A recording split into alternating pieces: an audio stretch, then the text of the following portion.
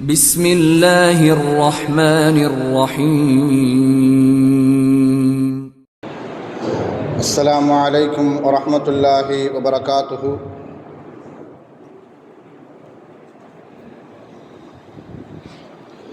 الحمد لله رب العالمين، والصلاة والسلام على أشرف المرسلين وعلى آله وصحبه وسلم. إن الحمد لله نحمده ونستعينه ونستغفره ونؤمن به ونتوكل عليه، ونعوذ بالله من شرور أنفسنا ومن سيئات أعمالنا. من يهده الله فلا مضل له ومن يضلله فلا هادي له، وأشهد أن لا إله إلا الله وحده لا شريك له، وأشهد أن محمدا عبده ورسوله. أما بعد، فيا أيها الناس أوصيكم عباد الله وإياي أولا بتقوى الله. قال الله تعالى: يا أيها الذين آمنوا اتقوا الله حق تقاته ولا تموتن إلا وأنتم مسلمون. وقال تعالى أيضا: يا أيها الناس اتقوا ربكم الذي خلقكم من نفس واحدة وخلق منها زوجها وبث منهما رجالا كثيرا ونساء، واتقوا الله الذي تساءلون به والأرحام إن الله كان عليكم رقيبا. وقال تعالى أيضا: يا أيها الذين آمنوا اتقوا الله وقولوا قولا سديدا يصلح لكم أعمالكم ويغفر لكم ذنوبكم، ومن يطع الله ورسوله فقد فاز فوزا عظيما. صدق الله العلي العظيم. قال نبينا صلى الله عليه وسلم: فإن الأصدق الحديث كتاب الله، وخير الهدي هدي محمد صلى الله عليه وسلم، وشر الأمور محدثاتها، وكل محدثة بدعة، وكل بدعة ضلالة، وكل ضلالة في النار. வார்த்தைகளில் சிறந்தது அல்லாஹுடைய வார்த்தை என்றும், வழிகாட்டுதலில் சிறந்தது நபிகள் நாயகம் ஸல்லல்லாஹு அலைஹி வஸல்லம் அவர்களுடைய வழிகாட்டுதல் என்றும், காரியங்களில் மிக மிக கெட்டது மார்க்கத்தில் புதுமையை உண்டாக்குவது, ஒவ்வொரு புதுமையான காரியம் வழிகேடுகள் அனைத்தும் உங்களை நரகில் கொண்டு போய் சேர்க்கும் என்று நமது நபி ஸல்லல்லாஹு அலைஹி வஸல்லம் அவர்கள் தங்களுடைய ஒவ்வொரு சொற்பொழிவிலும் இந்த மனித சமுதாயத்திற்கு ஞாபகப்படுத்தியதை இந்த நல்ல சந்தர்ப்பத்தில் இங்கு ஒன்று கூடியிருக்கின்ற உங்களுடைய சிந்தனையிலும் ஆரம்பமாக இந்த நபிமொழியை ஞாபகப்படுத்தி எனது உரையை ஆரம்பம் செய்கிறேன். அல்ஹம்துலில்லாஹ். கண்ணியமானவர்களே, அல்லாஹ் நல்லடியார்களே, அல்லாஹு தஆலா தன்னுடைய ஏகத்துவ கலிமாவை எத்தி வைப்பதற்காக வேண்டி இந்த உலகத்தில் எண்ணற்ற நபிமார்களையும் ரசூல்மார்களையும் அனுப்பி வைத்தான். அவர்கள் அனைவர்களுமே அல்லாஹுடைய கட்டளையின்படி அவரவர்களுக்கு அனுப்பப்பட்ட சமுதாய மக்களிடத்தில் அல்லாஹுடைய ஏகத்துவ கலிமாவை எத்தி வைத்தார்கள். அத்தனை நபிமார்களின் மீதும் ரசூல்மார்களின் மீதும் இறுதியாக வந்த நமது நபி ஸல்லல்லாஹு அலைஹி வஸல்லம் அவர்களின் மீதும் அவர்களுக்கு இறங்கிய இறை செய்தியை கண்ணால் கண்டும் காதால் கேட்டும் அப்படியே ஈமான் கொண்ட உத்தம சத்திய சஹாபாக்கள் சஹாபி பெண்மணிகளின் மீதும் அவர்களுக்கு பின்வந்த தாபீன்கள் தபா தாபீன்கள் இமாம்கள் நல்லோர்களின் மீதும் குறிப்பாக இந்த ஜும்மாவில் அல்லாஹ்வை பற்றியும் அவனுடைய தூதர் முஹம்மது நபி ஸல்லல்லாஹு அலைஹி வஸல்லம் அவர்களை பற்றியும் தெரிந்து கொள்வதற்காக வேண்டி இங்கு ஒன்று கூடியிருக்கின்ற உங்கள் மீதும் என் மீதும் உங்களது குடும்பத்தாரின் மீதும் எனது குடும்பத்தாரின் மீதும் அல்லாஹுடைய சாந்தியும் சமாதானமும் பொருத்தமும் மன்னிப்பும் இன்றும் என்றென்றும் உண்டாவதாக என்று கூறி எனது உரையை ஆரம்பம் செய்கிறேன். அல்ஹம்துலில்லாஹ். கண்ணியமானவர்களே, அல்லாஹ் நல்லடியார்களே, ஒவ்வொரு ஆண்டும் டிசம்பர் 25ஆம் தேதி உலகம் முழுவதும் வாழக்கூடிய கிறிஸ்தவ பெருமக்கள் கிறிஸ்தவ சகோதரர்கள் கிறிஸ்மஸ் பண்டிகையை மிக விமரிசையாக கொண்டாடுவார்கள். அதன் அடிப்படையில் நேற்றைய தினம் டிசம்பர் 25 உலகம் முழுவதும் வாழக்கூடிய கிறிஸ்தவ பெருமக்கள் அந்த கிறிஸ்மஸ் பண்டிகையை மிக விமரிசையாக கொண்டாடி முடித்திருக்கிறார்கள். ஆனால் நாங்களும் கிறிஸ்மஸ் பண்டிகையை கொண்டாடுகிறோம் என்ற ரீதியில் முஸ்லீம் சமூகத்தில் உள்ள சிலர் அந்த பண்டிகைக்கு ஒப்பாக தாங்களும் அவர்கள் பயன்படுத்தக்கூடிய அந்த மரத்தை தங்களுடைய குழந்தைகளுக்கு தன்னுடைய வீடுகளுக்கு அந்த மரத்தை வாங்கி கொடுத்து அவர்கள் பயன்படுத்தக்கூடிய அந்த நட்சத்திரம் போன்ற அந்த செயலில் இருக்கக்கூடிய அந்த ஸ்டாரையும் தன்னுடைய குழந்தைகளுக்கு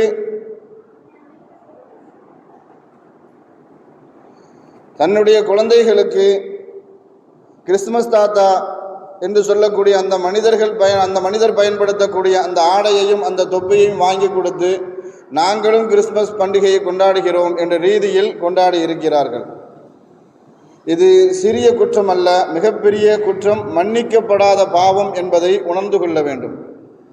இந்த கிறிஸ்துமஸ் பண்டிகை எதை நோக்கமாக, எதை அடிப்படையாக கொண்டாடப்படுகிறது என்பதை உணர்ந்தாலே அதை நாம் ஏறிட்டு கூட பார்க்க மாட்டோம், அதை கொண்டாடி இருக்கவும் மாட்டோம். கிறிஸ்தவத்தினுடைய உண்மைத்தன்மை, கிறிஸ்தவர்களுடைய உண்மைத்தன்மையை பற்றி அல்லாஹ் குர்ஆனில் இவர்களை பற்றி என்ன பேசுகிறான் என்று பார்க்கும் பொழுது நசாரா என்று இவர்களை பற்றி அல்லாஹு தஆலா அழைக்கின்றான். கிறிஸ்துவ மதத்தை பற்றி அல்லாஹ் சொல்லி காட்டும் பொழுது நசாரா, அதை பின்பற்றி நடக்கக்கூடிய மனிதர்களுக்கு அல்லாஹு தஆலா நசாரியன்கள் என்பதாக அல்லாஹு தஆலா குர்ஆனில் சொல்லி காட்டுவான். உலகத்திற்கு அனுப்பப்பட்ட எல்லா நபிமார்களும் கொண்டு வந்த மார்க்கத்திற்கு பெயர் இஸ்லாம். அதே போன்று அவர்களை பின்பற்றி வாழ்ந்த மனிதர்களுக்கு பெயர் முஸ்லிம்கள். முஹம்மது ஸல்லல்லாஹு அலைஹி வஸல்லம் அவர்கள் மாத்திரம் கொண்டு வந்த மார்க்கத்திற்கு பெயர் இஸ்லாம் அல்ல, அதற்கு முன்பாகவும் நபிமார்கள் வந்திருக்கிறார்கள். மாத்திரமல்ல, அவர்கள் கொண்டு வந்த மார்க்கத்திற்கு பெயர் இஸ்லாம், அவர்களை பின்பற்றி வாழ்ந்த மக்களுக்கு பெயர் முஸ்லிம்கள். இன்னும் சொல்ல போனா உலகத்தில் வந்த எல்லா நபிமார்களுடைய கொள்கை கோட்பாடுகளும் ஒன்றுதான். ஆனால் அவர்கள் கொண்டு வந்த ஷரியத்து சட்டங்கள், அவர்களால் பிறப்பிக்கப்பட்ட கடைபிடிக்க வேண்டிய மார்க்க சட்டத்திட்டங்கள் மாத்திரம் வேறுபட்டதாக இருந்தது. ஏன்னு சொன்னா ஸல்லல்லாஹு அலைஹி வஸல்லம் அவர்கள் அதை பற்றி சொல்லி காட்டும் பொழுது அல் அம்பியா குல்லஹு இஹ்வத்துன், உலகத்தில் வந்த எல்லா நபிமார்களும் சகோதரர்கள், ஆனால் அவர்களுடைய தாய்மார்கள் மாத்திரம் வேறு வேறு. தாய்மார்கள் என்று ஸல்லல்லாஹு அலைஹி வஸல்லம் அவர்கள் குறித்தது அவர்கள் கொண்டு வந்த ஷரியத்து சட்டத்தை பற்றி ஸல்லல்லாஹு அலைஹி வஸல்லம் அவர்கள் குறிப்பிட்டு காட்டுவார்கள்.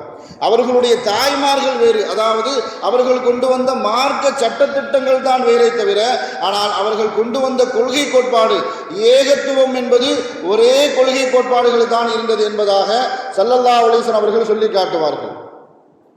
ஆனால் குர்ஆனில் அல்லாஹு தஆலா இஸ்லாம் மார்க்கத்தை தவிர்த்து 4 மதங்களை பற்றி அல்லாஹு தஆலா குர்ஆனில் பேசுவான். ஒன்று யூத மதம், கிறிஸ்தவ மதம், மஜூசிகள் என்று சொல்லக்கூடிய நெருப்பு வணங்கிகள் எந்த மதத்தை கடைபிடித்தார்களோ அந்த மதம். 4வது மதம் சாயிபீன்கள் என்று அல்லாஹு தஆலா குர்ஆனில் ஒரு வார்த்தையை பயன்படுத்துவான். இந்த சாயிபீன்கள் யார்? அவர்கள் எந்த கொள்கை கோட்பாட்டை பயன்படுத்தினார்கள், எதை வணங்கினார்கள், அவர்களுடைய சட்டத்திட்டங்கள் என்ன என்பதாக இந்த சாயிபீன்களை பற்றி குர்ஆனுக்கு விளக்க உரை சொல்லக்கூடிய முஃபஸ்ஸிரீன்கள் ஒரு விஷயத்தை சொல்லுவாங்க. யார் மனு தர்மத்தை பயன்படுத்தினார்களோ, யார் மனு தர்மத்தை பின்பற்றினார்களோ, யார் மனு தர்மத்தை பற்றி பயன்படுத்தியது மாத்திரமல்ல தங்கள் வாழ்நாள் நெறியாக பயன்படுத்தி வாழ்ந்து கொண்டிருக்கிறார்களோ அவர்கள்தான் சாயிபீன்கள் என்பதாக குர்ஆனுக்கு விளக்குவரை சொல்லக்கூடிய முஃபஸ்ஸிரீன்கள். நம்மளுடைய கருத்தில் சொல்றதா இருந்தால் பிராமணர்கள் தான் மனு தர்மத்தை இதுவரைக்கும் என்ன செய்கிறாங்க, தூக்கி பிடிச்சிக்கிட்டு இருக்கிறாங்க.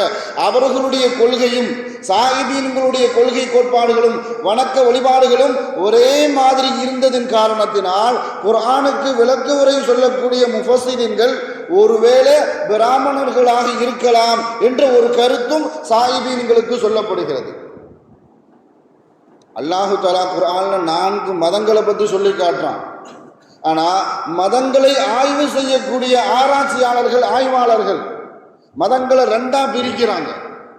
ஒன்று ஆபிரகாமிய மதம், இன்னொன்று ஆபிரகாமிய மதம் அல்லாத மற்ற மதங்கள் என்பதாக. ஆபிரகாமிய மதத்தில் 3 மதங்களை அவர்கள் எழுதுகிறார்கள். ஒன்று யூத மதம், 2வது கிறிஸ்தவ மதம், 3வது இஸ்லாம் மார்க்கம். இந்த 3 மதங்களுமே ஆபிரகாமிய மதங்களுக்குள் வருகிறது என்பதாக மதங்களை ஆராய்ச்சி செய்யக்கூடிய, ஆய்வு செய்யக்கூடிய அந்த ஆய்வாளர்கள் எழுதுகிறார்கள். எந்த விஷயத்தில், எதன் அடிப்படையில் இந்த 3 மதத்தையும் ஆபிரகாமிய மதத்திற்குள் எழுதுகிறார்கள் என்று பார்க்கும் பொழுதோ, சில விஷயங்களில், சில கருத்துக்களில் 3 மதங்களுடைய கொள்கைகளும் ஒற்றைப்படையாக இருக்கிறது, ஒத்துப்போவதாக இருக்கிறது என்பதாக சொல்லி காட்டுவார்கள். எந்த விஷயத்தில் அப்படின்னு பார்த்தா, இஸ்லாத்தினுடைய அசைக்க முடியாத நம்பிக்கை, நாம் எல்லாருமே ஆதம் அலைஹிஸ்ஸலாம் அவர்களுடைய பிள்ளைகள். ஆதம் அலைஹிஸ்ஸலாம் அவர்களின் மூலமாகத்தான் அல்லாஹு தஆலா இந்த மனித சமூகத்தையே உருவாக்கினான் என்பது குர்ஆனும் தெளிவுபடுத்துகிறது, ஹதீஸும் நமக்கு தெளிவுபடுத்துகிறது. அதுதான் இஸ்லாமியர்களுடைய, முஸ்லிம்களுடைய அசைக்க முடியாத நம்பிக்கை. இந்த விஷயத்தை தான் யூதர்களும் ஏற்றுக்கொள்கிறார்கள். நசாராக்கள் என்று சொல்லக்கூடிய கிறிஸ்தவர்களும் இதை ஏற்றுக்கொள்கிறார்கள். ஒரு விஷயம். இரண்டாவது, முஸ்லிம்களுடைய அசைக்க முடியாத அடுத்த நம்பிக்கை, ஈமானுடைய நம்பிக்கை, நபிமார்களுடைய வருகையை உண்மைப்படுத்துகிறது. முஹம்மது ஸல்லல்லாஹு அலைஹி வஸல்லம் அவர்களுக்கு முன்பாகவும் பல நபிமார்கள், பல ரசூல்மார்கள் இந்த உலகத்திற்கு வந்திருக்கிறார்கள், அல்லாஹு தஆலா அனுப்பி வைத்திருக்கிறான் என்பது முஸ்லிம்களுடைய கொள்கை கோட்பாடு. இதையும் யூதர்கள் ஏற்றுக்கொள்கிறார்கள், அவர்களுடைய மத நம்பிக்கையாக. கிறிஸ்தவர்களும் ஏற்றுக்கொள்கிறார்கள். மூணாவது விஷயம், மறுமை வாழ்க்கை. முஸ்லிம்களுடைய ஒரு கொள்கை, முஸ்லிம்களுடைய ஈமான் சம்பந்தப்பட்ட விஷயத்துல மரணத்திற்கு பின்பு ஒரு வாழ்வு உண்டு, மரணத்திற்கு பின்பு மறுமை என்ற ஒரு வாழ்வு உண்டு. அதுல அல்லாஹு தஆலா எல்லாத்தையும் விசாரிப்பான், அவர்களுக்கு சொர்க்கம் நரகம் என்று நிர்ணயிக்கப்படும் என்பதாக முஸ்லிம்களுடைய அசைக்க முடியாத ஈமான். இந்த ஈமான யூதர்களும் நம்புகிறார்கள், இந்த கொள்கையை கிறிஸ்தவர்களும் நம்புகிறார்கள். நாலாவது விஷயம், ஏகத்துவ கொள்கை கோட்பாடு. நமக்குள்ள பல தெய்வம் வழிபாடுகள் இல்லை, ஒரே இறைவனை மாத்திரம்தான் முஸ்லிம்கள் வணங்குகிறார்கள். இதே கொள்கையில தான் யூதர்களும் இருக்கிறார்கள். ஆனால் கிறிஸ்தவர்கள் இந்த விஷயத்திலிருந்து கொஞ்சம் என்ன செய்யறாங்க, மாறுபடுகிறார்கள். ஏகத்துவ கொள்கை கோட்பாடுகளில் அவர்கள் தங்களுடைய கொள்கை கோட்பாடுகளை சிதைத்து விட்டார்கள், மாத்திரமல்ல அதில் மாற்றம் செய்து விட்டார்கள். எந்த விஷயத்தில் கிறிஸ்தவர்கள் மாறுபட்டு நிற்கிறார்கள் என்பதை இந்த பயானினுடைய தொடர்ச்சியில் நாம் அறிந்து கொள்ளலாம். அதே மாதிரி வரலாற்று ஆசிரியர்கள், மதங்களையும் ஆராய்ச்சி செய்யக்கூடிய ஆய்வாளர்கள் ஆபிரகாமிய மதங்கள் அல்லாத மற்ற மதங்களுடைய கொள்கை கோட்பாடுகளை பற்றி சொல்லும் பொழுது முதல் விஷயமே அவர்களுடைய வணக்க வழிபாடுகளில் மாற்றம் இருக்கிறது, அவர்களிடத்தில் பல தெய்வ வழிபாடுகள் இருக்கிறது. மாத்திரமல்ல, அவர்கள் மறுமையை மறுமையை ஏற்பதில்லை. ஆதம் அலைஹிஸ்ஸலாம் அவர்களில் இருந்துதான் மனித சமூகம் வந்ததை அவர்கள் ஏற்பதில்லை. நபிமார்களுடைய வருகையை அவர்கள் உண்மைப்படுத்துவதில்லை. இன்னும் சொல்ல போனா இதுல இந்து மதம் வந்துவிடும், ஜைன மதம், புத்த மதம், இது அல்லாத எத்தனை மதங்கள் அதில் இருக்கிறதோ அது எல்லாமே ஆபிரகாமிய மதங்கள் அல்லாத மற்ற மதங்கள் என்பதாக மதங்களை பற்றி ஆராய்ச்சி செய்யக்கூடிய ஆய்வாளர்கள் இப்படி எழுதுவாங்க. ஆனா நபிமார்களுடைய வருகையை பற்றி அல்லாஹ் குர்ஆன்ல சொல்லி காட்டுவான். எந்த விஷயத்துல சொல்லி காட்டுவான்னு சொன்னா, சில விஷயங்கள் அல்லாஹு தஆலா உண்மைப்படுத்தி அதை நமக்கு அந்த குர்ஆனுடைய வசனங்களை நாம் ஆய்வு செய்யும் பொழுது நமக்கு நிகழ்கால நிகழ்வுகளுக்கு அது அப்படியே கண்கூடாக நம் கண் முன்னாடி நிற்கும். நபிமார்களுடைய வருகையை பற்றி அல்லாஹ் குர்ஆன்ல சொல்லி காட்டும் பொழுது, நாம் எல்லா சமூக மக்களுக்கும் நான் நபியை அனுப்பி வைத்திருக்கிறேன் என்பதை அல்லாஹ் சொல்லி காட்டுவான். லிகுல்லி கௌமின் ஹாத், ஒவ்வொரு சமுதாயத்திற்கும் நாம் வழிகாட்டக்கூடிய வழிகாட்டிகளை நாம் அனுப்பி வைத்திருக்கிறேன் என்பதை அல்லாஹ் சொல்லி காட்டுவான். இதிலிருந்து நுட்பமாக இன்னொரு விஷயத்தை நாம் வழங்கிக் கொள்ள முடியும். எல்லா சமூகத்திற்கும் அல்லாஹு தஆலா நபிமார்களை அனுப்பி வச்சிருக்கிறான்னு சொன்னா, எந்த சமூகத்திற்கும் நபியை அனுப்பாமல் இல்லை என்ற ஒரு செய்தி நமக்கு தெளிவாக விளங்கும். இன்னொரு விஷயம் என்னன்னு சொன்னா, அல்லாஹு தஆலா நபிமார்களுடைய வருகையை பற்றி சொல்லி காட்டும் பொழுது, உலகத்தில் உள்ள எல்லா சமூக மக்களுக்கும் நான் நபியை அனுப்பி வச்சிருக்கிறேன். அப்படி அனுப்பி வைக்கப்பட்ட நபிமார்கள் யார் யார் எந்த சமூகத்தால் எந்தெந்த மொழி பேசக்கூடியவர்களாக இருந்தார்களோ அந்தந்த மொழி பேசக்கூடியவர்களிடத்திலேயே நான் நபிமார்களை அனுப்பி வைத்தேன் என்பதாக அல்லாஹு தஆலா சொல்லி காட்டுவான். ஒமா அர்சல்னா மிர் ரசூலின் இல்லா பிலிசானி கௌமின், யார் யார் எந்தெந்த மொழிகளை பேசக்கூடியவர்களாக இருந்தார்களோ அந்தந்த மொழி பேசக்கூடியவர்களிடத்திலேயே நான் நபிமார்களை அனுப்பி வைத்தேன் என்பதாக அல்லாஹு தஆலா சுட்டி காட்டுவான். இதிலிருந்து என்ன புரியுதுன்னு சொன்னா, வேற்று மொழி பேசக்கூடியவர்கள் அந்த சமுதாயத்தில் வரவில்லை என்பதாக நமக்கு தெளிவாக விளங்கும். இன்னொரு விஷயம், அல்லாஹு தஆலா மூணாவது விஷயத்தை அல்லாஹு தஆலா பதிவு செய்வான். நான் குர்ஆன்ல சொல்லப்பட்ட எல்லா நபிமார்களை பற்றி, நான் அனுப்பி வைக்கப்பட்ட எல்லா நபிமார்களை பற்றி உள்ளான வரலாறை நான் பேசலை, நான் சொல்லலை அப்படின்னு சொல்லுவான். சில நபிமார்களுடைய வரலாற்றைத்தான் நான் சொல்கிறேன், சில நபிமார்களுடைய வரலாற்றை நான் சொல்லலை என்பதாக அல்லாஹு தஆலா குர்ஆனிலேயே பதிவு செய்வான். மின்ஹும் மன் கஸஸனா அலைக், சிலருடைய வரலாற்றை நான் உங்களுக்கு சொல்லியிருக்கிறேன். ஒமின்ஹும் மல்லம் நக்ஸஸு அலைக், சிலருடைய வரலாற்றை பற்றி நான் உங்களுக்கு சொல்லவில்லை என்பதாக அல்லாஹ் சொல்லி காட்டுவான். இன்னும் சொல்ல போனால் குர்ஆன்ல 25 நபிமார்களுடைய பெயர்கள் மாத்திரமே அல்லாஹ் தஆலா குறிப்பிட்டிருக்கிறான். 25 நபிமார்களுடைய பெயர். அந்த 25 நபிமார்கள்லேயே 13 நபிமார்களுடைய வரலாற்றை பற்றி மாத்திரமே அல்லாஹ் தஆலா பேசுவான். அந்த 13 நபிமார்களுடைய வரலாற்றுகளில் சில நபிமார்களுடைய வரலாற்றை மாத்திரம் அல்லாஹ் தஆலா பெரியதாக பேசுவான். இன்னும் சில நபிமார்களுடைய வரலாறை சுருக்கமாக பேசுவான். மீதம் இருக்கக்கூடிய 12 நபிமார்களுடைய வரலாறை பற்றி அல்லாஹு தஆலா பேச மாட்டான். வெறும் பெயர்களை மாத்திரமே சொல்லி அல்லாஹு தஆலா கடந்து போயிடுவான். உதாரணத்துக்கு சொல்ல போதா இருந்தா, இல்யாஸ் அப்படிங்கிற ஒரு நபி, அதே மாதிரி அல் யஸவு என்ற ஒரு நபி, துல்கிஃபுல் என்ற ஒரு நபி. இவர்கள் யார், எந்த சமூகத்திற்கு அனுப்பப்பட்டார்கள், இவர்கள் எந்த காலகட்டத்தில் வாழ்ந்தாங்க, இவர்களுடைய பிறப்பு, இவர்களுடைய இறப்பு, எதை பற்றி அல்லாஹு தஆலா குர்ஆன்ல பேச மாட்டான். ஆனால் ஸல்லல்லாஹு அலைஹி வஸல்லம் அவர்கள் தங்களுடைய ஹதீஸ் ஷரீஃபில் சொல்லி காட்டுவாங்க, இந்த உலகத்திற்கு அல்லாஹு தஆலா 1,24,000 நபிமார்களை அல்லாஹு தஆலா அனுப்பி வைத்திருக்கிறான். அப்படி பார்க்கும் பொழுது நான் மேல் சொன்ன 3 குர்ஆனுடைய வசனங்கள் இந்த ஹதீஸை உண்மைப்படுத்தும். எப்படின்னு சொன்னா, அல்லாஹ் சொல்லி காட்டுறா, நான் ஒவ்வொரு சமூகத்திற்கும் நான் நபியை அனுப்பி வச்சிருக்கிறேன். ரெண்டாவது, எந்த மொழி பேசக்கூடியவர்களாக இருந்தார்களோ அந்த மொழி பேசவர்களுடைய சமூகத்தில் இருந்தே ஒருவரை நான் நபியாக ஆக்கியிருக்கிறேன். அப்படி பார்க்கும்போது இந்தியாவுக்கும் நபிமார்கள் வந்திருக்கிறாங்க. இன்னும் சொல்ல போனால் தமிழ்நாட்டிற்கும் நபிமார்கள் வந்திருக்கிறார்கள். என்று சொன்னால் ரெண்டாவது வசனம் நமக்கு இந்த விஷயத்தை உண்மைப்படுத்தும். ஒமா அர்சல்னா மிர் ரசூலின் இல்லா பிலிசானி கௌமிஹி, யார் எந்த மொழிகளை பேசுகிறார்களோ, எந்த மொழியை தாய்மொழிகளாக கொண்டு இருக்கிறார்களோ அந்த மொழி பேசவர்களிடத்தில் இருந்தே நான் நபியை அனுப்பி வைத்திருக்கிறேன்.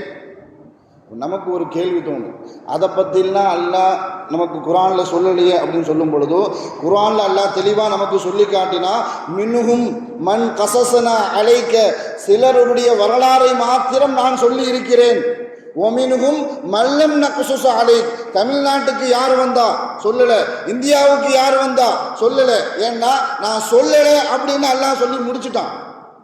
இன்னும் சொல்ல போனால் தஃப்சீர்களில் குர்ஆன் விளக்க உரை சொல்லக்கூடியவர்களிடத்திலிருந்து ஒரு விஷயம் நமக்கு தெளிவாக விளங்கும். அது ஒரு பெயரை பர்டிகுலராக குறிப்பாக ஒரு நபியினுடைய பெயரை சொல்லி இவராக இருக்கலாம் என்ற ஒரு கருத்தும் நிலவுகிறது.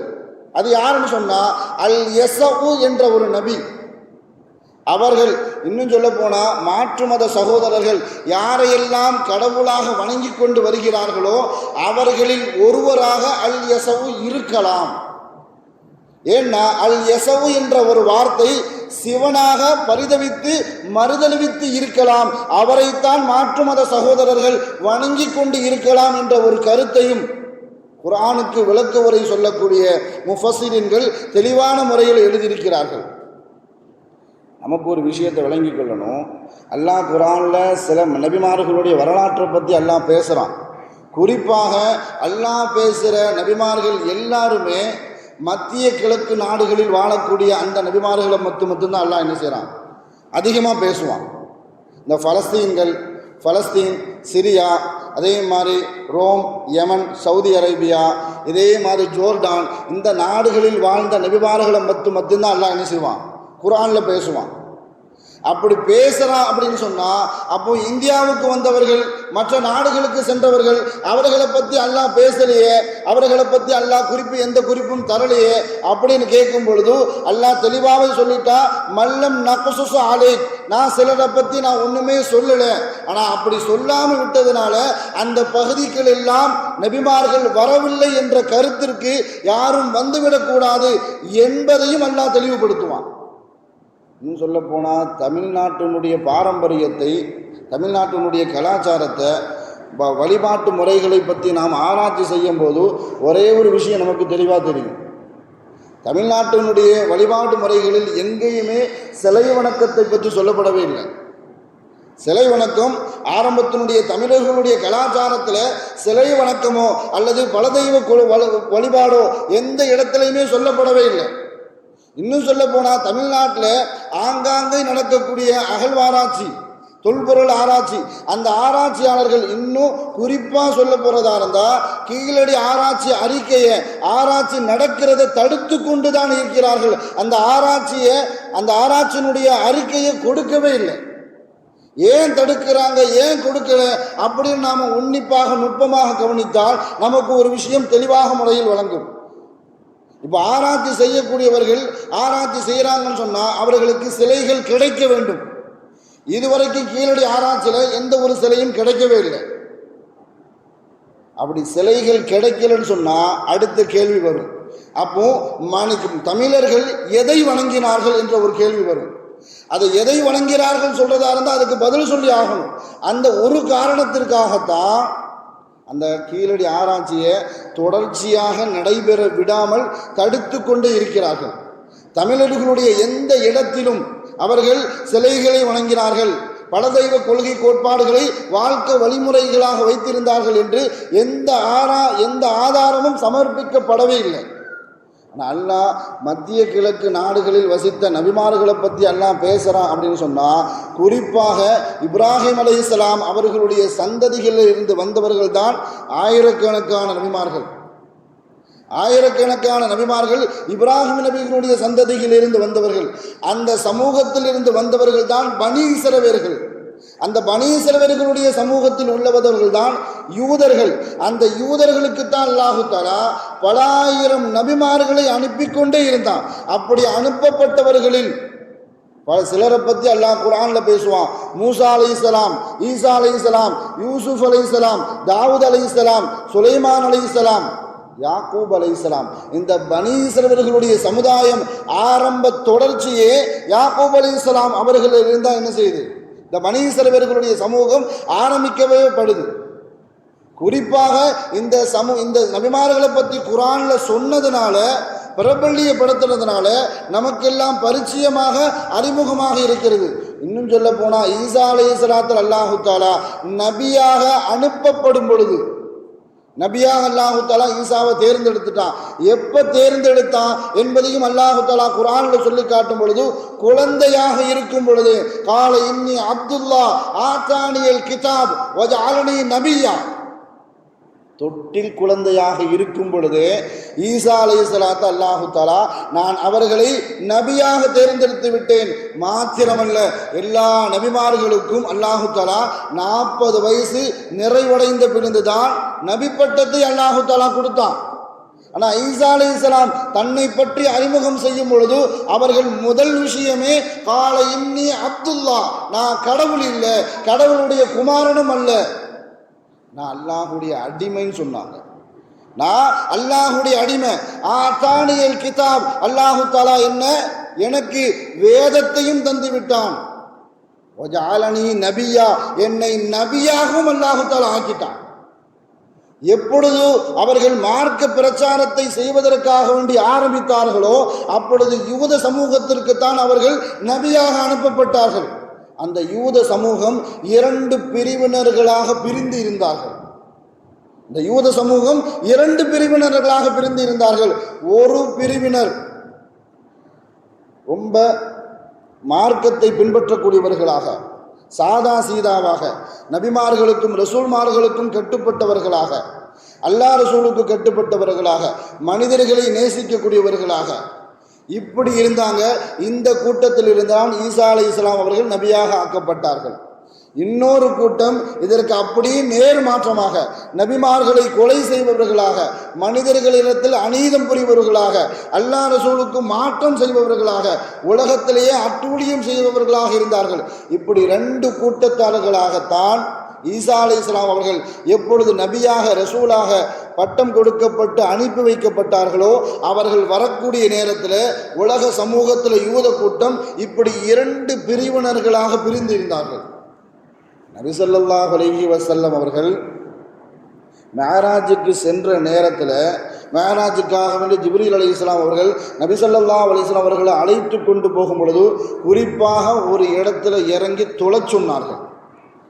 யார் ரசூலுல்லாஹ் இந்த இடத்துல தொழுவுங்க அப்படின்னு சொன்னாங்க. அந்த இடத்திற்கு பேர் பைத்துல் லஹம். இப்போ இருக்கக்கூடிய பெத்லகமாக மறுபிறவி மாறிவிட்டது. அந்த இடத்துல ஈசா அலைஹிஸ்ஸலாத்தை முஹம்மது ஸல்லல்லாஹு அலைஹி வஸல்லம் அவர்களை ஜிப்ரீல் அலைஹிஸ்ஸலாம் அவர்களை தொழச் சொன்னாங்க. ஏன் தொழச் சொன்னீங்க அப்படின்னு ஜிப்ரீல் அலைஹிஸ்ஸலாம் அவர்கள் காரணம் சொல்லும் பொழுது, இந்த இடத்துல தான் ஈசா அலைஹிஸ்ஸலாம் அவர்கள் பிறந்தார்கள், பிறந்த பூமி, அதை கண்ணியப்படுத்தும் முகமாக நீங்கள் 2 ரக்காயத்து தொழுவுங்க என்பதாக முஹம்மது ஸல்லல்லாஹு அலைஹி வஸல்லம் அவர்களுக்கு ஜிப்ரீல் அலைஹிஸ்ஸலாம் அவர்கள் கட்டளையிட்டார்கள். ஆனால் இன்றைய அளவில் கிறிஸ்தவ மதமும் இயேசு கிறிஸ்துவும் உலக மன்றத்தில் எப்படி பரிதவிக்க விட்டப்பட்டு இருக்கிறார்கள் என்று பார்க்கும் பொழுது, கிறிஸ்தவ மதம் உலக மதமாக ஆக்கப்பட்டு இருக்கிறது. மாத்திரமல்ல, இயேசு கிறிஸ்து உலக மக்கள் அனைவருக்கும் கடவுளாக மாற்றப்பட்டு இருக்கிறார். ஆனால் ஈசா அலைஹிஸ்ஸலாம் அவர்கள் யூதர்களிடத்தில், பனி இஸ்ரவேலர்களிடத்தில் தன்னை பற்றி அறிமுகம் செய்யும் பொழுது, யா பனி இஸ்ராயீல் இன்னி ரசூலுல்லாஹி இலைக்கும் அப்படின்னு தான் ஈசா அலைஹிஸ்ஸலாம் சொன்னாங்க. உலக மக்கள் அனைவருக்கும் ரசூலாக ஈசா அலைஹிஸ்ஸலாம் அவர்கள் அனுப்பப்படலை. யா பனி இஸ்ராயில், இஸ்ராயேல் மக்களே, உங்களுக்கு மாத்திரம் நான் இறை தூதராக அனுப்பப்பட்டிருக்கிறேன் என்ற ஸ்டேட்மெண்ட்டை ஈசா அலைஹிஸ்ஸலாம் அவர்கள் சொன்ன விஷயத்தை அல்லாஹ் தஆலா குர்ஆன்ல பதிவு செய்திருப்பான். நான் ஆரம்பத்தில் சொன்னேன், மதத்தை ஆராய்ச்சி செய்யக்கூடியவர்கள் மதத்தை 2ஆக பிரித்து, ஒன்று ஆபிரகாமிய மதம், மற்றொன்று ஆபிரகாமிய மதம் அல்லாத மற்ற மதம். இந்த ஆபிரகாமிய மதத்தில் இஸ்லாம் மார்க்கம் வந்துவிடும், யூத மார்க்கம், யூதர்கள் வந்து விடுவார்கள், அதே மாதிரி கிறிஸ்தவர்களும் வந்து விடுவார்கள். ஆனால் கிறிஸ்தவர்கள் ஏகத்துவ கொள்கை கோட்பாட்டில் மாத்திரம் மாறி நிற்கிறார்கள். எந்த இடத்துல மாறினார்கள் என்பதையும் நாம் வரலாற்றை பறிக்க வேண்டும்.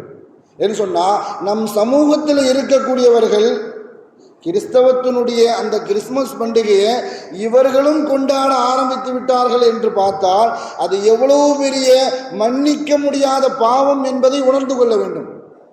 ஈசா அலைஹிஸ்ஸலாம் அவர்களுடைய 33 வயசுல ஈசா அலைஹிஸ்ஸலாத்தை கொலை செய்வதற்காக வேண்டி யூதர்கள் முடிவெடுத்து விட்டார்கள். ஏன்னா அவர்களுக்கு அனுப்பப்பட்ட அனைத்து தூதர்களையும், நபிமார்களையும், ரசூல்மார்களையும் யூதர்கள் பல தடவை கொலை செய்திருக்கிறார்கள். ஜக்கரியா அலைஹிஸ்ஸலாத்தை கொலை செய்தார்கள், யஹ்யா அலைஹிஸ்ஸலாத்தை கொலை செய்தார்கள்.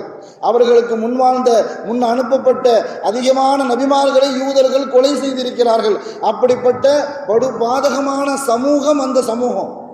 ஈசா அலைஹிஸ்ஸலாத்தை கொலை செய்ய வேண்டும் என்று திட்டமிட்ட அந்த செய்தி அல்லாஹ் தஆலா ஈசா அலைஹிஸ்ஸலாத்துக்கு அறிவித்த பொழுது, அவர்கள் தங்களுடைய தோழர்களான ஸல்லல்லாஹு அலைஹி வஸல்லம் அவர்களுடைய தோழர்களுக்கு நாம சஹாபின்னு சொல்லுவோம். ஈசா அலைஹிஸ்ஸலாம் அவர்களுடைய தோழர்களை பற்றி அல்லாஹ் குர்ஆன்ல சொல்லி காட்டும் பொழுது ஹவாரியீன்கள் அப்படின்னு சொல்லி காட்டுவான். சூரத்து ஸஃப்ல அல்லாஹ் சொல்லி காட்டுவான். அந்த ஹவாரியீன்கள் 12 பேர் இருந்தாங்க. அந்த 12 பேரையும் அழைத்து ஒரு அறையில வச்சு ஈசா அலைஹிஸ்ஸலாம் அவர்கள் ஆலோசனை செய்கிறாங்க. யூதர்கள் என்னை கொலை செய்வதற்கு திட்டமிட்டு விட்டார்கள்.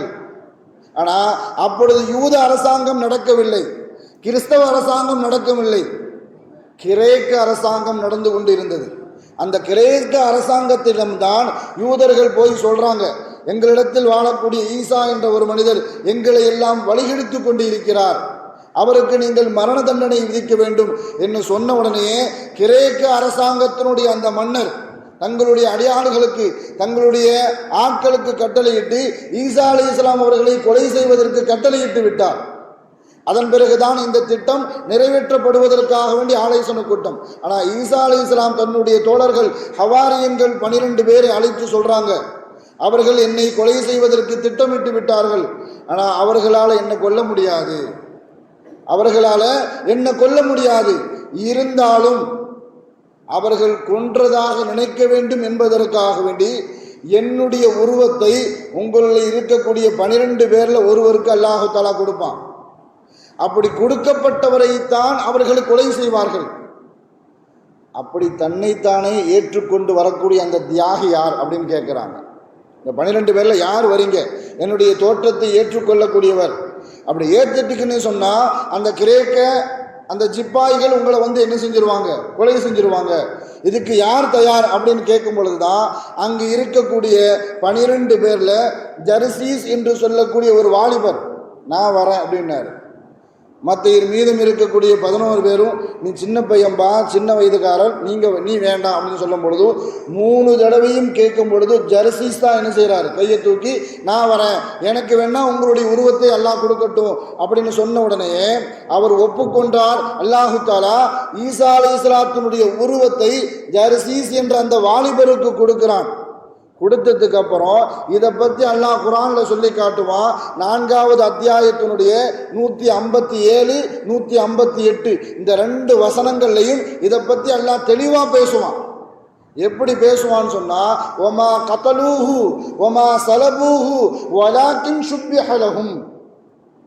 இந்த கிரேக்கர்கள் ஈசா அலைஹிஸ்ஸலாத்தை கொல்லவும் இல்லை, அந்த சிலுவையில் அறையவும் இல்லை. அப்ப யாரை கொன்னார்கள், யாரை சிலுவையில் அழைத்திருக்கிறார்கள் என்று கேட்கும் பொழுது அதுக்கு அல்லாஹ் பதில் சொல்லுவான், வலாக்கின் ஷுப்பிஹ லஹும். ஈசா அலைஹிஸ்ஸலாத்தினுடைய உருவம் யாருக்கு கொடுக்கப்பட்டதோ அவரைத்தான் அவர்கள் அறைந்திருந்தார்கள் அப்படின்னு சொல்லிட்டு அரைஞ்சதுக்கு அப்புறம் அவர்களுக்கு குழப்பம், நம்ம சரியான ஆளைத்தான் பிடிச்சி கொண்டிருக்கோமா, சரியான ஆளை பிடிச்சி தான் நம்ம சிலுவையில் அலைந்திருக்கிறோமா அப்படின்னு குழப்பத்தில் இருந்தாங்க. அதை பற்றி அல்லாஹ் குர்ஆன்ல சொல்லி காட்டுவான், இன்னல்லதீன இக்தலஃபூ ஃபீ, அவர்கள் இக்திலாஃபிலேயே அந்த குழப்பத்திலேயே அவர்கள் இருக்கிறார்கள். அப்போ ஈசா அலைஹிஸ்ஸலாத்துடைய நிலைமை என்ன, அதையும் அல்லாஹு தஆலா 158வது வசனத்தில் சொல்லி காட்டுவான். பர்ரஃபஅஹுல்லாஹு இலை, அல்லாஹ் ஈசா அலைஹிஸ்ஸலாத்தை தன்னின் பக்கம் உயர்த்தி கொண்டான். இப்போ அவர்கள் அறையில் இருக்கும் பொழுது கிரேக்க வீரர்கள் உள்ளக்க வராங்க, ஈசா அலைஹிஸ்ஸலாம் உயர்த்தப்படுகிறார்கள். இதை அப்படியே அந்த 12 பேர் என்ன செய்கிறாங்க, பார்த்துக்கிட்டே இருக்கிறாங்க. ஈசா அலைஹிஸ்ஸலாத்தினுடைய உருவம் கொடுக்கப்பட்ட ஜர்சீஸை அவர்கள் கொலை செய்தார்கள். இங்கே இருந்துதான் திரித்துவ கொள்கை ஆரம்பமாகிறது.